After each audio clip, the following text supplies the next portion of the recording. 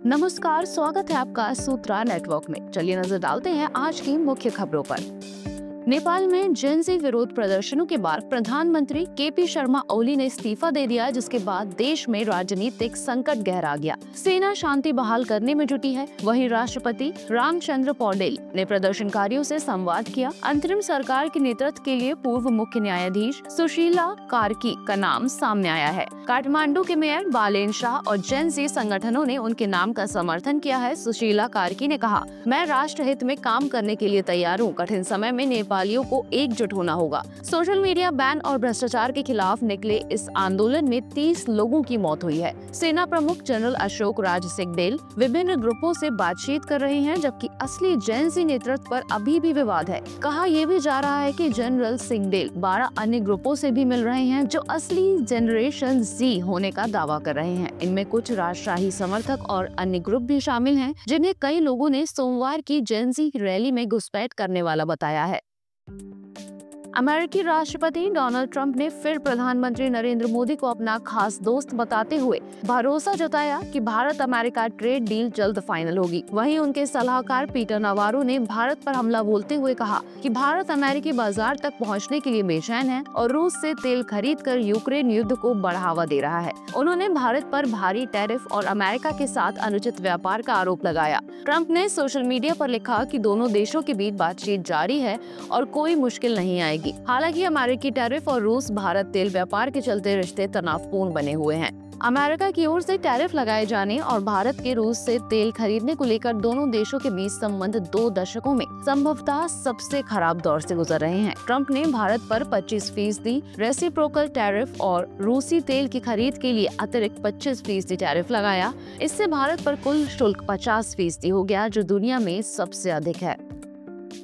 दिल्ली की Rouse Avenue court ने नौकरी के बदले जमीन घोटाले में राजद सुप्रीमो लालू प्रसाद यादव, उनकी पत्नी राबड़ी देवी और बेटे तेजस्वी यादव और अन्य के खिलाफ दायर आरोप पत्र का फैसला 13 अक्टूबर तक सुरक्षित रख लिया है। ये मामला 2004 से 2009 के बीच का है, जब लालू रेल मंत्री थे। आरोप है कि इस दौरान रेलवे में ग्रुप डी की भर्तियों के बदले उम्मीदवारों से लालू परिवार या उनके सहयोगियों के नाम पर जमीन ली गई। सीबीआई ने 2022 में एफआईआर दर्ज कर कई आरोप पत्र दाखिल किए। इसके पहले लालू यादव ने अदालत की कार्यवाही रोकने की मांग की थी, जिसे दिल्ली हाई कोर्ट ने खारिज कर दिया था। उनका तर्क था कि मामले में 14 साल की देरी हुई और सीबीआई ने पहले क्लोजर रिपोर्ट भी दाखिल की थी। अब अदालत का फैसला इस बहुचर्चित मामले की दिशा तय करेगा।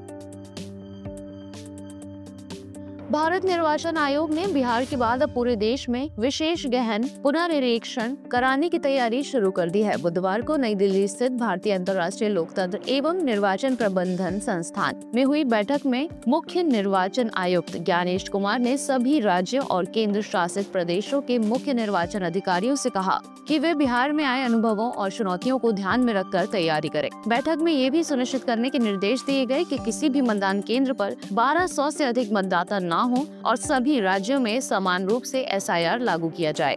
सुप्रीम कोर्ट के आदेश के बाद अब आधार कार्ड भी मान्य दस्तावेजों में शामिल होगा।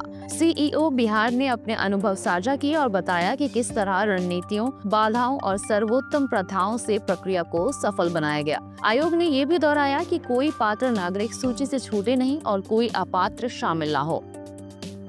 बॉलीवुड एक्ट्रेस करिश्मा कपूर के एक्स हस्बैंड और दिवंगत बिजनेसमैन संजय कपूर की वसीयत को लेकर बड़ा विवाद खड़ा हो गया है। करिश्मा के बच्चे समायरा और कियान ने दिल्ली हाईकोर्ट में याचिका दायर कर पिता की लगभग 30,000 करोड़ रुपए की संपत्ति में बराबर हिस्सेदारी की मांग की है। उनका आरोप है कि सौतेली मां प्रिया सचदेव ने वसीयत में हेरफेर की है। संजय कपूर की बहन मंदिरा कपूर ने भी इस विवाद पर प्रतिक्रिया देते हुए कहा कि पहले बताया गया था वसीयत मौजूद नहीं है, लेकिन बाद में सिर्फ प्रिया को बेनिफिशियरी बताया गया। परिवार को अब तक वसीयत की कॉपी नहीं दी गई। मंदिरा का कहना है कि जरूर इसके पीछे कोई राज छुपा है और उन्होंने कोर्ट का दरवाजा खटखटाया। उन्होंने ये भी याद दिलाया कि संजय अपने सभी बच्चों को बराबर प्यार करते थे। ऐसे में बच्चों का नाम वसीयत से बाहर होना चौंकाने वाला और दुखद है।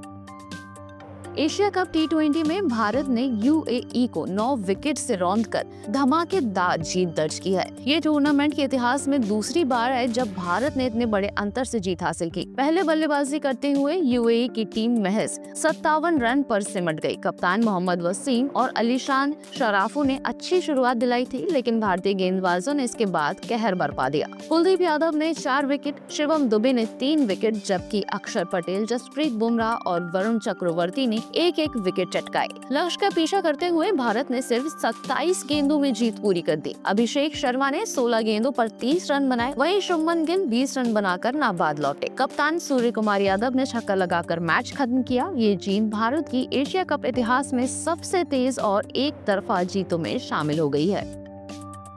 ब्लूमबर्ग रिपोर्ट के मुताबिक एलन मस्क ने एक बार फिर दुनिया के सबसे अमीर व्यक्ति का खिताब हासिल कर लिया है। कुछ घंटों के लिए ऑरेकल के सह संस्थापक लैरी एलिसन ने उन्हें पीछे छोड़ दिया था। ऑरेकल के रिकॉर्ड ब्रेकिंग नतीजों और 36% की शेयर बढ़त के चलते एलिसन की नेटवर्थ करीब 89 अरब डॉलर बढ़कर 383.2 अरब डॉलर हो गई। कंपनी का मार्केट वैल्यू 244 अरब डॉलर उछलकर S&P 500 की टॉप 10 कंपनियों में शामिल हो गया। ऑरेकल में सबसे बड़े व्यक्तिगत शेयरधारक होने के नाते एलिसन ने कुछ समय के लिए मस्क को पछाड़ा, लेकिन बुधवार को क्लोजिंग तक मस्क की संपत्ति 384.2 अरब डॉलर पर पहुंच गई, यानी एलिसन से 1 अरब डॉलर ज्यादा। मस्क 2021 से ज्यादातर समय दुनिया के सबसे अमीर बने रहे हैं, हालांकि उन्हें पहले बर्नार्ड आर्नोल्ट और जेफ बेजोस ने पछाड़ा था।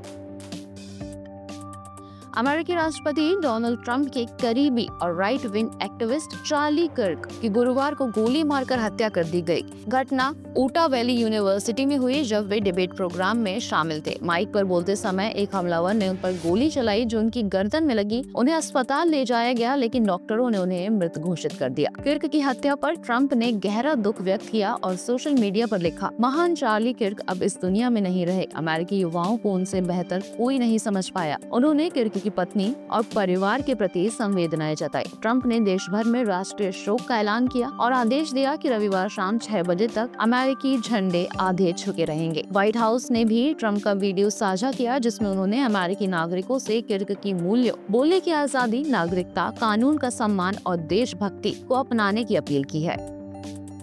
बिहार में बुधवार सुबह हुई झमाझम बारिश से लोगों को उमस और गर्मी से राहत मिली। पटना समेत कई जिलों में बारिश के बाद गंगा का जल स्तर भी बढ़ा है। मौसम विभाग ने आज यानी 11 सितंबर को प्रदेश के कई हिस्सों में भारी बारिश और तेज हवाओं का अलर्ट जारी किया। राजधानी पटना, वैशाली, गया, भोजपुर, औरंगाबाद, जहानाबाद, सिवान, चंपारण, सीतामढ़ी, मधुबनी, दरभंगा, कटिहार, अररिया, पूर्णिया, सुपौल, सहरसा समेत 20 से ज्यादा जिलों में तेज बारिश की संभावना जताई गई है। विभाग ने चेतावनी दी है कि इस दौरान 40 किलोमीटर प्रति घंटा की रफ्तार से हवाएं चलेंगी और कई जगहों पर बिजली गिरने की आशंका भी है।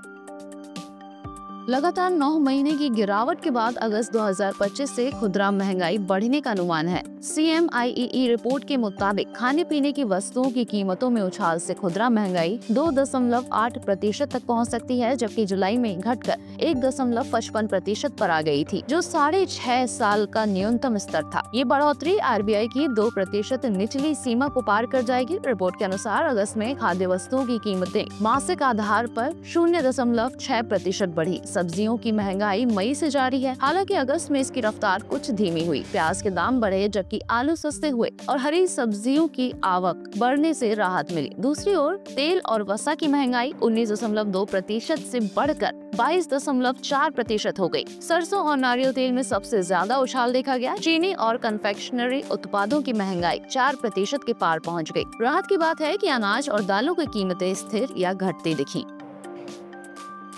रूसी सेना में भारतीय नागरिकों की भर्ती को लेकर विदेश मंत्रालय ने गुरुवार को कड़ा बयान दिया। प्रवक्ता रणधीर जायसवाल ने कहा कि भारत ने पिछले 1 साल में कई बार इस मुद्दे को उठाया है और नागरिकों को इसके खतरों के बारे में आगाह भी किया।